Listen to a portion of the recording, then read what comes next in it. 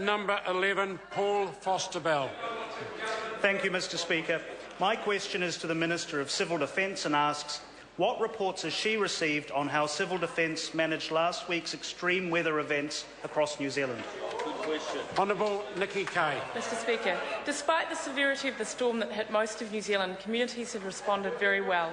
Forecasts have been timely and accurate, and people have listened to those forecasts and prepared appropriately.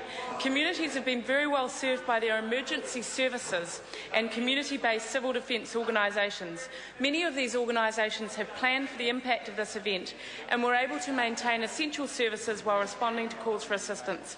Emergency services, civil defence staff and council crews have all worked extremely hard in difficult and dangerous conditions, sometimes with real risks to themselves, and I want to acknowledge them and thank them for their service.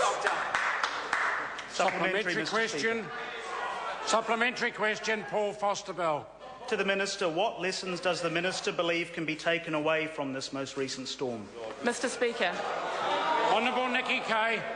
As with all scenarios involving extreme weather, people should pay close attention to advice from local authorities and civil defence emergency management groups. It is also important for people to reach out to neighbours and people in communities who may be vulnerable during these times. The recent response to extreme weather has demonstrated the effectiveness of community-based civil defence organisations and reinforces that our civil defence structure is working well.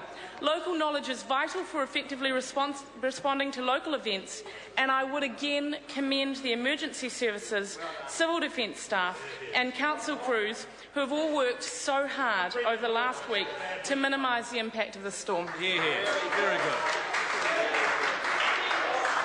Question number 12, Leifauamulia Asanati Loli Taylor.